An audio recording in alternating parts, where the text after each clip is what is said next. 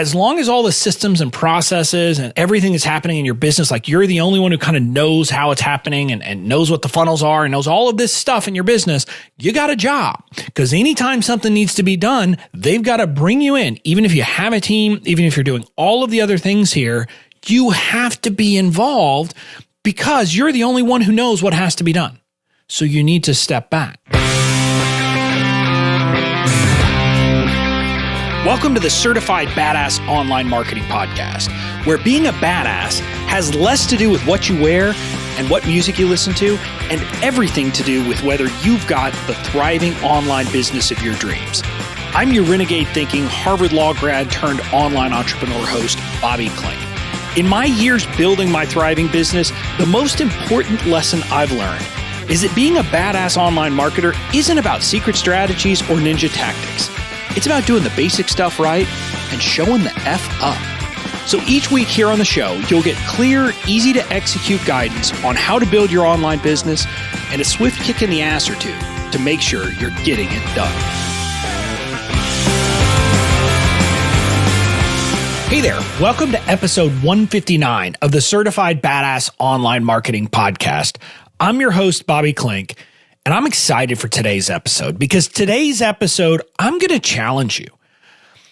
If you're an entrepreneur and you feel overwhelmed, you feel like you can't get the traction you want, you feel like maybe, you're working harder now than you did when you were working for someone else, I'm going to challenge you. And I'm going to challenge you with the following question. Do you have a business or do you have a job? It may sound like a weird question. It may sound like you're saying to yourself, what are you talking about? Of course I have a business. I'm not working for someone. And what I'm going to challenge you with today is the concept and the notion that unless you've set your business up the right way, in reality, all you've done is create a job for yourself. And the reality is that most times if you do that, you're getting paid less, you're working more hours, and you have a hell of a lot more stress than you did when you were working a job for someone else. This is one of the hardest things that so many entrepreneurs struggle with, and I did myself. I'll be 100% honest with you. For the first year or more that I was an entrepreneur, I had built a job for myself. But now, I can honestly say that I have a business. And so I'm going to help you to walk through that and to make the shifts that you need to make if you are an entrepreneur who has just created a job for yourself. So that's what we're talking about today.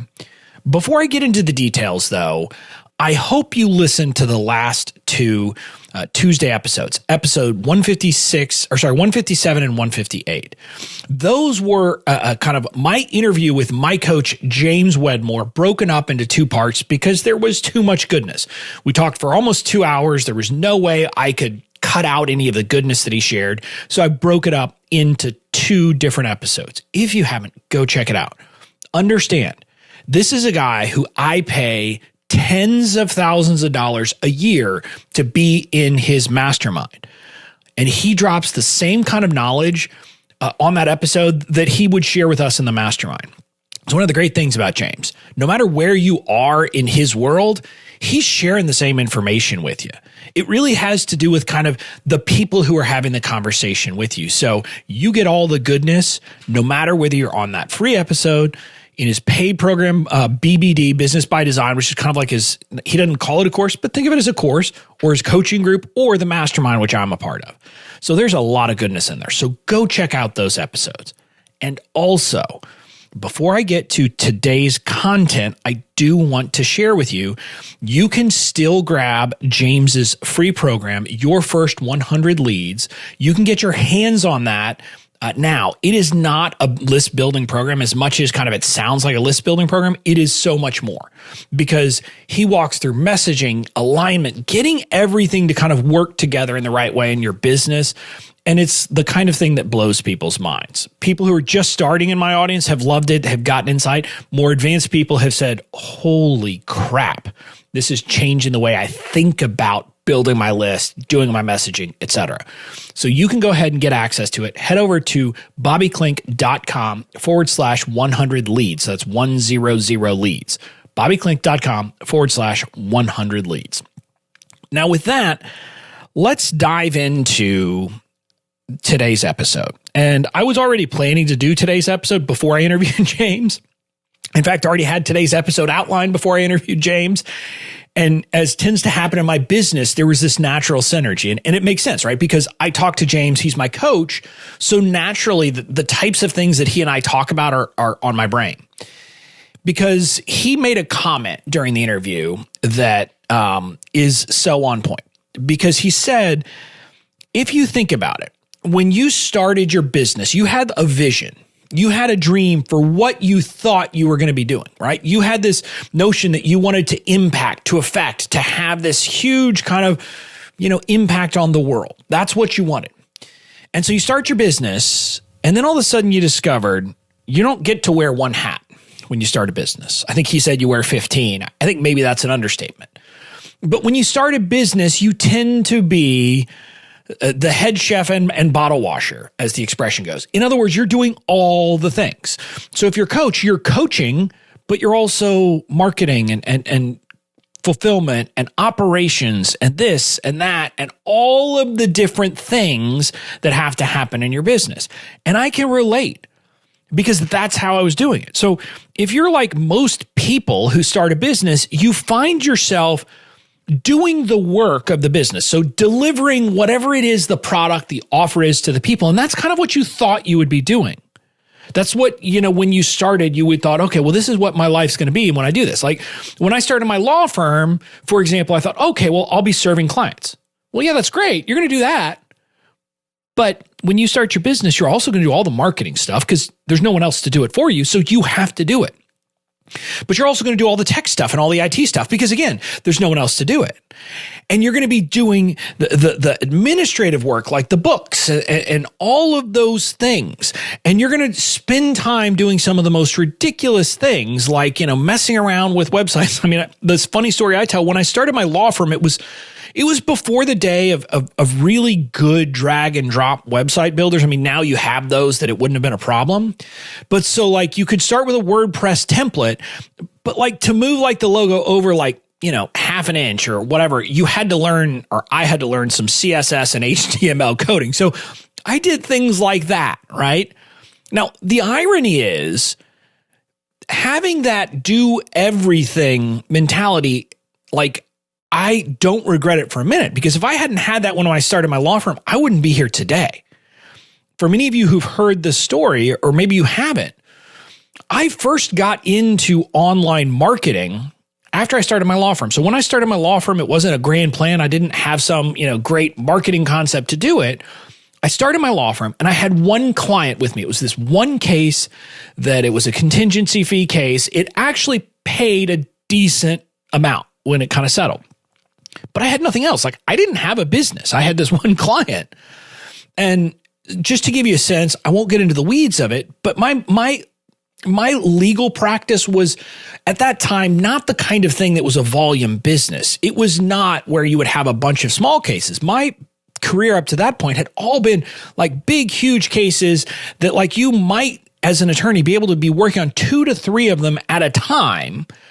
And so that was kind of where I was. Well, so I wrapped that case up and I had all this time on my hands and no clients. And so I dove into like the way of trying to get clients. First, I dove into stuff that was about legal marketing. And then at some point I said, this crap ain't working. I threw that away and I just started looking up marketing. And somehow I came into the world of inbound marketing, which is what we as online entrepreneurs are doing. We basically put out content. People come to us, they get on our list, and then we market to them. And I found that, and I became actually certified by HubSpot. I don't know if it lasts, but at the time I became a HubSpot certified inbound marketer. Kind of funny for a lawyer. So again, I don't regret learning that because that was my introduction to this world. But what I want to talk about today is that at some point, if you want to actually have the business that you dreamed about when you started your business, you have to step away from that. You have to stop doing it all. Otherwise, you find yourself living, that old adage that entrepreneurs are people who will work 80 hours a week for themselves so they don't have to work 40 hours a week for someone else. And I don't know about you, but I didn't start my business so that I would be busy all the time. I didn't start my business so that I would be stressed out all the time. I didn't start my business so that I would constantly feel like there was not enough time in the day to do all the things. But that's the reality. That's what so many of us find ourselves doing. And the key to getting past that is that you have to stop doing all the things. Because as long as you are trying to do all the things, as long as you're kind of the classic solopreneur, you're never going to be able to break through because you're going to spend too much of your time on what we can call low leverage tasks. And we need to kind of shift you out of that. We need to have you to start thinking about your business as something separate from you. Because otherwise, as long as you are the business, as long as you are the only part of the business, you will never have kind of freedom. You're never going to be able to take a vacation. You're never going to be able to step away from your computer or your phone. And you're constantly going to have to be chasing new work, new clients, whatever it is, whatever your business is. And the reality is, like, if that's where you find yourself, at some point you're going to burn out, you're going to quit, and you're going to go back and get a job. And I know that for most entrepreneurs, that is not what you want. So we have to start thinking about things differently. And it was funny. I actually went into the Facebook group for James's Mastermind recently and kind of said this, I've got to blame James for this, but I use blame in a good way because literally this came out of my mouth when I was talking to Katie, my number 2. We were talking about something. I said, look, that'd be a lot of fun for me to do, but I'm only going to do it if it's a good investment for the business. That's the kind of mentality that you need to get to. So think about that for a second. There's a lot of things going on in that little statement. Number 1, I'm detaching myself from the business, right? So I'm talking about me and then the business as separate things. That's the first piece we're going to need to get you to do. Because if you are the business, if you and the business are the same, it creates problems. So you're going to have to step away and think of the business as this separate thing. Separately, though, I'm asking the question, not what do I need, but what does the business need? And in spite of the fact that doing something might be something that I would love to do, I said, I can only do it if it's something the business needs me to do. And again, I don't even remember, like sitting here today, I don't remember what the conversation was about, what it was going to be, but it was something that would maybe be an investment of like half a day for me. And the point is, and here's where we step back, from my business's perspective, one of the most valuable assets that my business has is my time. Because I'm the face, I'm all of these things, and I only have so much time. And so I have to constantly be thinking about, is this how I can best serve the business by spending my time doing that? And that's where you're going to need to get if you want to have a business, not a job. And that kind of separation between things, like James talked about it in the last 2 episodes. I don't remember which episode, but in the interview with him, he talks about this, about thinking of the business as something separate. And so I'm going to encourage you, that's the first thing you have to do. This is kind of a mindset shift. It is I am not the business. I am an employee in the business, et cetera. Now, in some ways, it's kind of a good thing to think about where there is this, I don't want to get too down in the legal stuff, but in the legal world, when you set up a business as an LLC, a limited liability company, there's this concept that you can create it and turn it into what's called an S Corp. I don't want to give you all the details and bog you down in that, but when you have an S Corp, when you work in the business, get paid a reasonable salary for your work. That is not you as the owner. That is not you taking profits as an owner. That's your salary for your role in the business. Then on top of that, you get the profits from the business, and that's what you get as an owner. And even if you're not going to go with an S Corp, and I'm not going to get into details of when you should do that, all of us needs to be thinking about our businesses in that way. We should be thinking about what should we be compensated for as an employee working in the business, because that has some value. But then there has to be this extra level of the profits because I own the business. And too many of us are bogged down, and the only money we're making is working as an employee. And as long as you're there realistically, you have only created a job for yourself. So I want you to shift that thinking. Now, I'm going to talk about 3 different things that you're going to need to do to get to that point. And each one of these is about basically separating you from the business. And again, I don't mean like you're not working the business, but I mean kind of creating it so that the business is not you. The first thing you have to do is you have to create a scalable offer of some sort. Now, again, if you get to be someone crazy who could charge $10,000 an hour for your time, sure, you could, have just your time and just bill for your time. But the problem is that as long as you are in a world where all you're doing is billing for your time, there are limits to what you can do because you can only bill so much work. And again, lawyers, I come from the legal world, so this becomes a trap. Like if you're a solo lawyer, there's only so many hours in a day that you can work. So you have to find a way to leverage things. There's a few different ways to do that. One is you create a leveraged offer. Right. One is you create a course, you create a membership, you create a group coaching program. Basically, you create something where you can serve multiple people at once. Now, ideally, you create something that doesn't require your active participation at all times. So like even a group coaching program has its limits, right? If you have to constantly be there, you can set it up so it doesn't have to be, et cetera.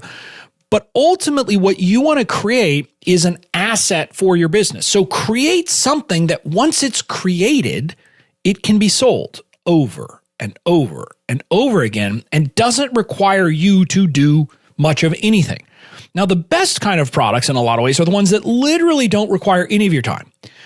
And again, this is one of those things. I always talk about how, like in my emails, I play the role of Detective Columbo because I tend to stumble into things. Well, this is another example of that. And this one I really kind of did stumble into, which is my first product. I mean, they're legal templates. Other than customer support and marketing and selling them, there is no requirement for me to be there. And again, for marketing, I don't really have to be there. And now for customer support, I don't have to be there except for, minor things. But my point is, it's not even like a course that I have to be in a group for 12 weeks really supporting the people going through it. I sell them this template and boom, it's done. It's theirs and it's on them. So if you think about it, that is the ultimate in a scalable product. It doesn't require any of my time, whether I sell one of them or 1,000 of them. Now, maybe there's a marginal difference, right? Because if I have 1,000, there's going to be a couple of extra like support questions. And as much as my team now does a lot of those things, if it's like a question about like a legally type of thing, they always want to confer with me, which I get, right? But the point is that I am not trading hours for dollars. But again, if you have a course and it's the course where you have a Facebook group or some other group for support, yes, you're going to have to provide support, but you're providing one too many support. And all of these things, just so you know, like courses and memberships, oftentimes when you first create them, you actually end up putting more time in that first time.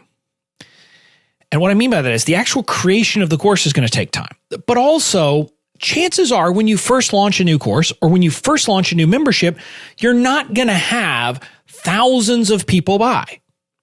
So you'll often start with a smaller group, whether you do a beta launch or a founding member launch with a membership or something like that or not, you'll start with a small, more intimate group. And you will often not be you'll be over delivering in a sense and not be making the great hourly wage that you would want if you think about it. But that's because what you're doing at that point is making an investment. As we're recording this, I am wrapping up the creation of my Badass email marketing program. I sold it, created it as I was doing it, and I'm dripping it out. Now, I'll just tell you, it has meant a lot of work for me right now. A ton of work is going into this. But the great thing is that once it's wrapped up and once it's done, I have a product that I can sell over and over again. And the next time I sell it, guess what? I won't be creating it. Now I'll be supporting the people. I will have a group that as we go through the program to help implementation, all those things, but I won't have to actually be creating the thing and spending time doing that. So that frees me up. And here's the other way that you're making an investment, right? When you're starting out with these groups, you're delivering like crazy, you're getting testimonials, et cetera. So it can be tough up front. And so you'll have to make that investment. So it may be that like if you're a coach or a consultant, you actually have to kind of step back. And what I mean by that is maybe you make a little less money as you're creating your scalable product. But in the long run, that is the route to success. And so that's one route, is you create the scalable offer by creating kind of a one-to-many product. The other way to get some leverage and create a scalable offer is to have a service where you can have other people working for you and you're not just making money on your time, you're also making money on their time. For example, Facebook Ads Managers will build out a team. And again, I don't know all the details, but if they're like paying people $15 an hour to do a task, they're basically making $30 an hour on that time. So you see how all of a sudden you're able to scale and you're able to kind of grow because you are making revenue, not just from your time, but from their time as well. So those are basically going to be your two models. Either you create a one-to-many offer or you create kind of a team that is doing the revenue generating work, like one-on-one hourly work or part of that, and you're billing effectively an upcharge for their time. So those are the two kind of options. Now, that's the first piece. And what I want you to think about is right there where we talked about how does that fit into this notion of separating yourself from your business? Well, it separates you because in each case, you're either building a team that is delivering and or you're creating an asset for your business that your business owns separate from you. It's not you, it's not your time, it's something separate. In either case, when you create a leveraged, scalable offer, what you're doing is creating separation. You're creating a business separate from yourself. So that's the first thing you need to do. Now, the next thing you need to think about doing is create systems in your business. And again, I'm going to go back to my interview with James because he talks about this. And he's the one who really got me thinking about it. Because when I thought about systems for a long time, I was thinking about like just boring stuff. And some of it is boring, right? Some of it is just random stuff that you have to have. But the right kind of system and the concept behind a system is there are things that, believe it or not, that you don't believe you could ever do, that if you invest in setting up systems and processes in your business, it means you don't have to do the work. Literally, you could hire someone like in the Philippines, paying them somewhere between $5 and $7 an hour to actually just go through the process and do the work for you, because it's not something that requires a lot of decision making. It is run the process. And so that's the kind of thing you want to do. But even if you're doing it all yourself still, having the system in place means you don't have to think about it. You're not starting from scratch. Let me give you a quick example. Like building a sales page. Building a sales page is something that kind of sucks when you do it the first time because, there's a lot involved. And for a long time, I was literally, every time I was creating a sales page, I was, starting from scratch. Why? Why not systematize it and say, here are the blocks? And you have choices that say, well, we're going to use this block or we're not going to use this block based upon a certain situation. So you literally have the different building blocks. You know what those building blocks are. You know the information you're going to include, et cetera. Now, you still have to fill in that information, but you don't have to go back to start from scratch. The same thing with landing pages. Like one of the things that we had a few that we're using, but here in my business, we are templatizing landing pages. So kind of as we create new landing pages, they're going to fall into one of two categories, one for a very simple download and one for anything that's more involved where we want more than just literally the top part and that's all you get. But that's it, right? So let's build those two templates and then we have them. And then you don't have to think about it. Then I don't have to go searching through Kartra, looking at the different pages and thinking, well, do I want to use it? No, I go to Bobby's template 1 or Bobby's template 2, and that's kind of it.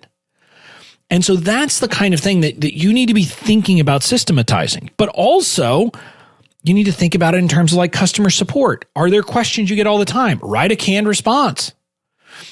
Are there things that you can systematize in how you do your marketing, in how you write your emails, in how you kind of do a launch, all of those different things, but also in the backside, the back end stuff of your business, like systematizing paying affiliates, if you have affiliates, and systematizing all of the different things. And I'm going to be honest with you. This is the thing that I hated the most because like doing this, it is mind-numbing work. But what I'll tell you is once you have it done, it's so much better. And you can start simply by just like doing a Loom video when you're doing stuff. Literally just screen record yourself doing it and kind of be like a color commentator or, a sportscaster where you're talking about what you're doing it while you're doing it. So that way, you can just like give that to someone. Now, when you first hand it off to someone, they can literally just watch the thing to do it. But later on, you're going to want someone to then, even if you're not the one doing it, take those Loom videos and create kind of not a video, but a step-by-step process. You can do it in a Google Doc. You can do it in a process type of program. We do that within our Teamwork, which is our project management tool, which we use. Again, if you don't yet have a team, you don't need Teamwork. It's more advanced, but it allows us to have those set somewhere so that someone can literally say, okay, I want to create a landing page. I will go to the create a landing page standard operating procedure, and it will walk me through that process. So you do that, and that's the kind of thing that over time you want to build up your bank of systems and processes. And what the systems will do, like setting up those systems makes life easier, but it also makes sure that stuff gets done. So for example, some system might be to just set an automatic reminder to come to you to do something. Or it might be that, hey, once we do this, here are the 5 steps and here are the people who are responsible, so that once you do that first thing, you know exactly what has to be done. Because trying to keep it all up here means you're going to drop some balls. Stuff won't get done and you're going to waste time as you're doing it. So that's part of it. But the other big part of systematizing is it's what allows you and the other people on your team to start to step away. What I mean by that is when you have systems that can be used to do most of the work, you can step back. You can take a vacation and your team can handle it if you have a team. More importantly, you can do that and feel confident that you can hire that VA, whatever that first person is, and hand the process to them, hand the system to them, and they're going to be able to run through it and do the work. Because that's, at the end of the day, if you have these systems in place, all of a sudden it's like a manual to run your business. So let's step back, talk about this again. How is this separating you from the business? Well, it's getting all the crap that's up here that you do on a daily basis, a weekly basis, a monthly basis, and getting it out and putting it somewhere that it actually can be used outside of your brain. And more importantly, if your brain doesn't have to be involved, you don't have to be involved. As long as all the systems and processes and everything that's happening in your business, like you're the only one who kind of knows how it's happening and knows what the funnels are and knows all of this stuff in your business, guess what? You got a job, because anytime something needs to be done, they've got to bring you in. Even if you have a team, even if you're doing all of the other things here, you have to be involved because you're the only one who knows what has to be done. So you need to step back and get it out of your brain. Now, that doesn't mean that you're not going to be involved in doing things. I'll be clear. There are plenty of the systems and processes in my business that I still have to run. I still have to be involved in. I still have to do that. But there are others that because we've done this, I don't have to do it anymore. I don't have to be involved. I don't even need to know. My team can just do stuff and then give me the final results. And more, we're working towards that so that, I do one thing. I create the content and then everything else happens without my involvement. That's what we're working towards. So that's the kind of goal that you want to have. So the second thing, create your systems. Now, the final thing we have to talk about, and I've talked about it and hinted at it in the last two, is you've got to build a team.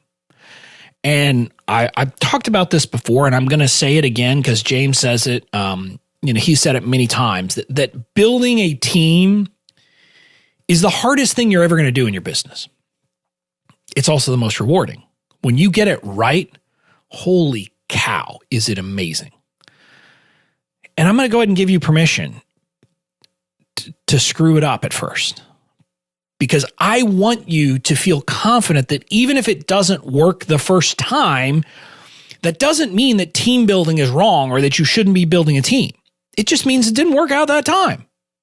And I share that because the first employee I hired is not with me anymore. And that's okay.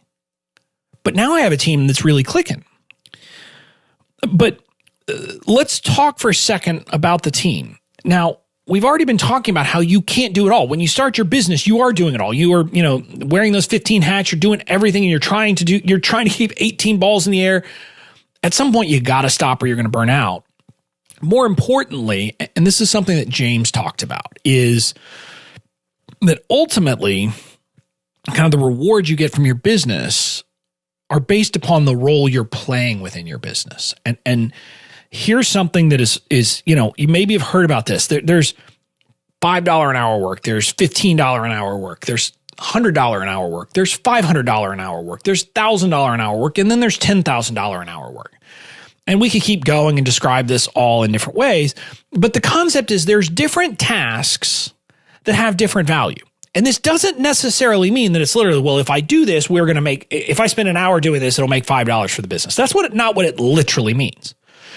It has to do with, in some sense, the skill level, the amount of the extent to which it's work that a broader population could do. But it's also, what could I actually hire someone and pay them to do this work for? And there are all those different tasks. And theoretically, the amount of money you're going to make in your business is kind of a factor of the role or roles you're playing and how much time you're spending in each one of those roles. So if you're spending a lot of your week doing $5 an hour and $10 an hour and $15 an hour tasks, guess what? You're not going to be making a lot of money in your business. You start making a lot of money in your business when you start spending most of your time on $500, $1,000, $10,000 an hour kind of tasks. Those are things like being the face of your brand, like what I'm doing right now, creating this podcast, connecting with people, building those kinds of connections, thinking about strategy, thinking about how to actually, sell the things that you've done, how to improve all the different things in your business, how to maybe manage a team. Like even all of that tasks, those are things that are high leverage, high value. But you don't have time to do those things until you stop doing the other stuff.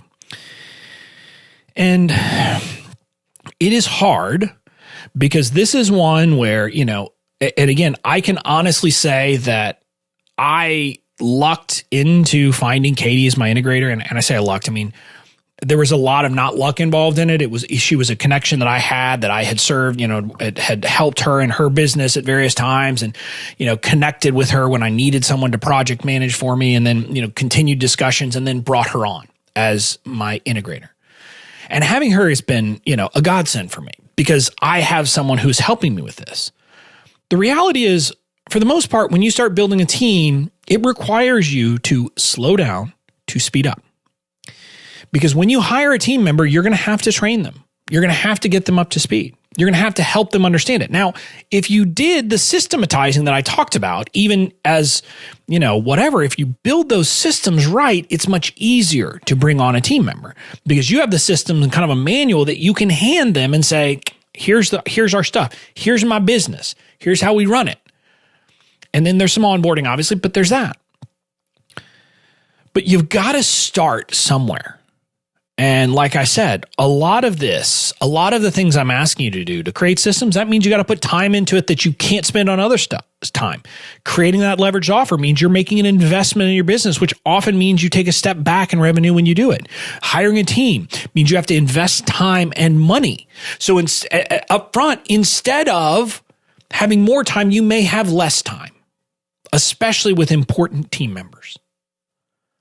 But the payoff is unbelievable, and you get to see the payoff. So you have to do that. And there's a couple things I want to talk about here more about team building. Number one, when I say team, I'm not talking about having a slew of independent contractors. And I don't want to say, there's nothing wrong with independent contractors. Most everybody starts by bringing on independent contractors. That's where we start. But I'm going to be very clear with you. Most independent contractors, well, not most of them, pretty much every independent contractor is charging more per hour than you would pay them as an employee because they have to run their business. They have to do all this other stuff that you've been doing. And so you're paying for the time that they're spending marketing, for the time they're spending doing the admin work, for all of that in their own business. Now, you're not directly paying for it, but their rates reflect that they're having to do all of those things. So they don't have time to simply do the work. So as a result, the rate that you're going to pay an independent contractor on an hourly basis is going to be way more than for an employee. I'm not saying there's anything wrong with having contractors. We all do it. And there are some tasks that there is no reason for you to have an employee for. For example, I don't have an in-house Facebook ads manager because it's not something that we require enough of. We have a contractor who does that work for us. So there are certain things like that you will likely always bring in outsiders for. You might bring in a copywriter for a very specific task, like a big, making like really dialing in your sales page. Again, it's not something where it would make sense necessarily for you to have an in-house employee doing that. But the core things in your business, ultimately you need to be thinking, I'm not going to have an outside VA long-term. I'm going to have an employee VA. I'm going to have someone who's not they can be virtual, whatever, but I'm going to have an executive assistant or whatever you want to call them inside my business.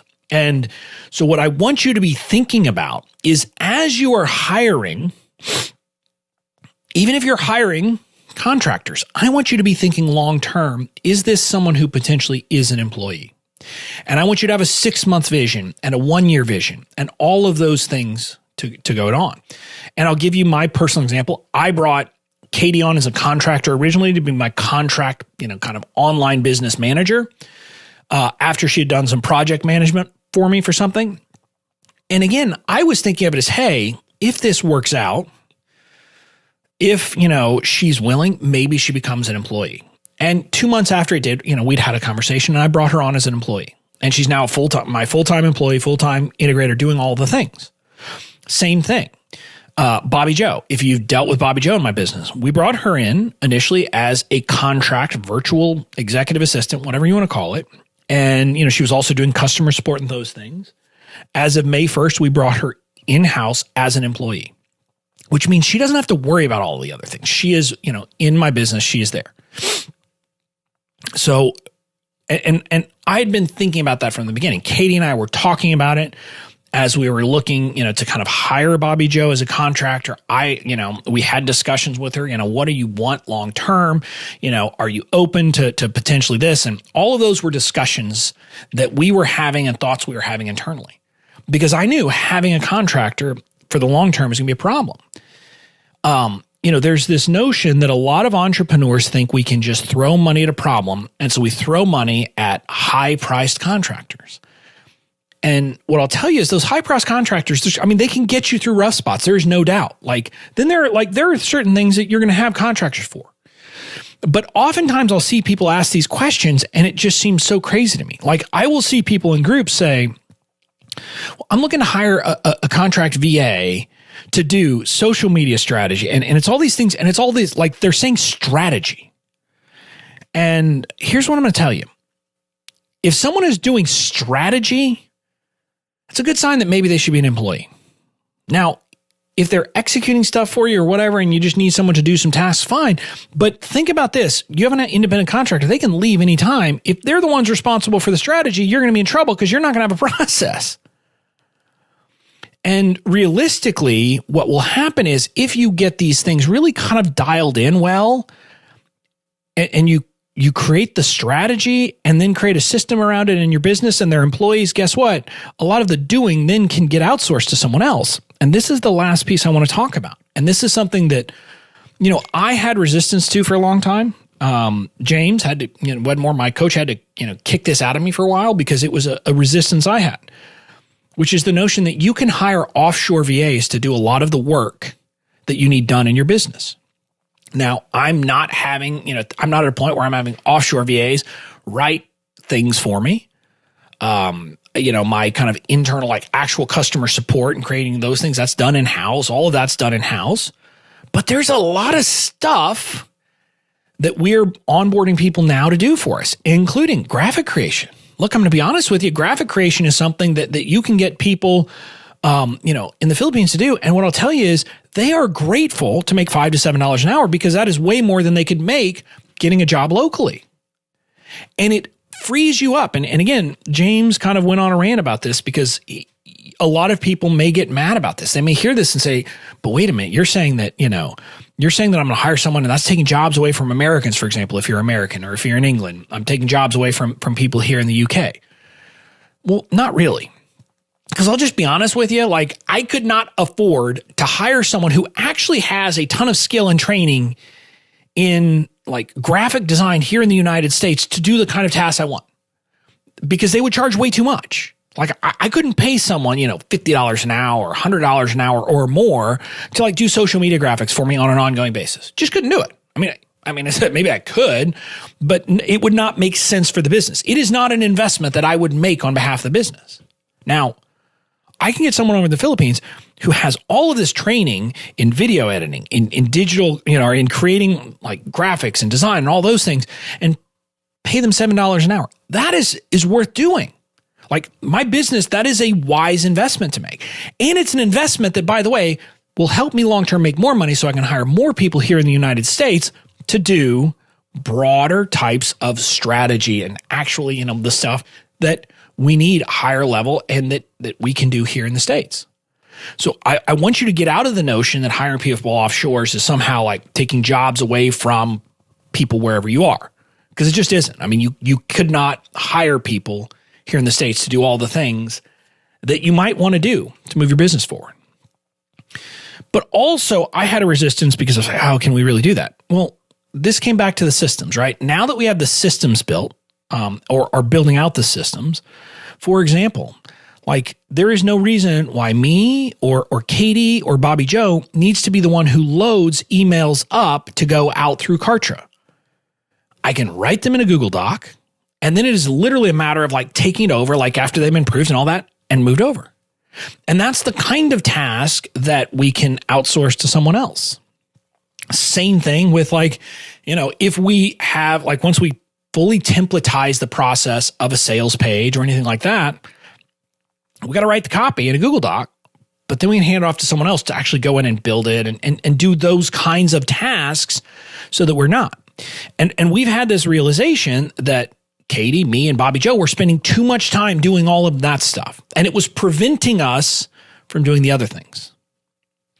So we are in the process of doing this, and I want to stress to you, it is a process that is worth doing. It will take some work, both building a local or onshore team and an offshore team, but it is something that in the long term, if you want to have a business, not a job, you're going to need to make that shift, because doing it any other way is just, it isn't efficient. You're not going to be able to do the things that you want. You're going to be limited. You're going to be hamstrung, and you're going to be on a hamster wheel because you're going to be spending your time doing the lower level tasks, the less rewarding tasks. And I'll just be clear. I'm now coaching my team. I want Katie and I want Bobby Joe constantly thinking Is this a task I should be doing, or should I be pushing it down to someone else? Is my time too valuable? Should I be spending my time on a more valuable task? I want my team thinking that way. And so I'm coaching them to think that way, because ultimately that gives them more rewarding work, but it also is more rewarding for the business. Because when I have my highly skilled people doing the more highly skilled work, that is when things will really start to click. And we're getting there. We are starting to. And look, I'm recording this in May. What I will tell you is that our hope is that come July 1st, really we have a date slightly before that, but come July 1st, we are going to have a fully clicking system for everything. All the systems built out. Now, again, systems are never fully built out. You'll have to tweak them. You'll have to improve them, but we're going to have all of that built out, including templates, including branding, including everything. We're going to have, our offshore team solidified and happy with the people we're doing it, so they know how to do it and we know how to push things down, et cetera. And then Katie and me can focus on high-level strategy and that. Bobby Joe, who's basically moved up from virtual assistant, and she is now my head of fulfillment, which includes community management, customer service, but also candidly telling me where I'm going and when, because I need that. So she can really focus on that. I want her 100% on that and less focus on any of the other stuff. And so by July 1st, we plan to be there. I invite you to make the decision to do the same things in your business.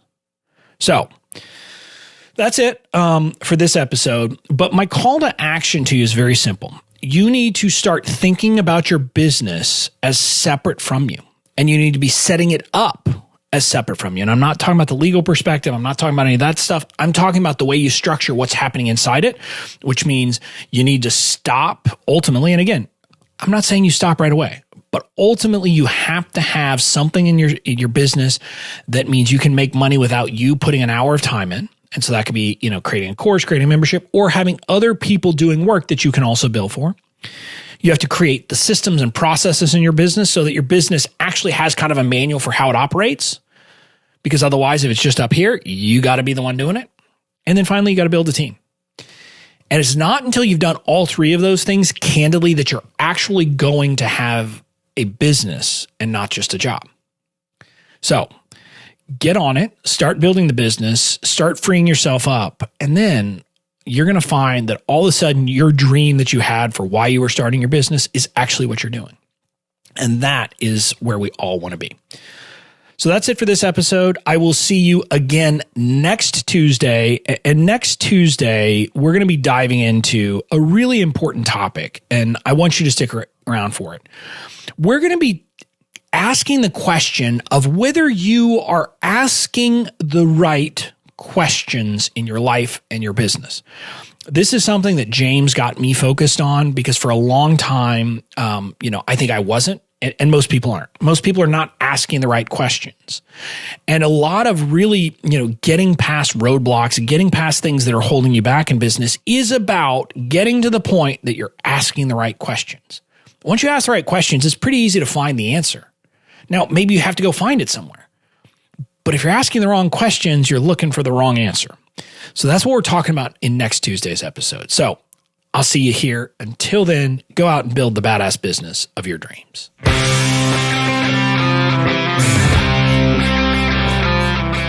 That's it for this episode of the Certified Badass Online Marketing Podcast. Make sure to tune in next time. And in the meantime, go out and build the badass business of your dreams.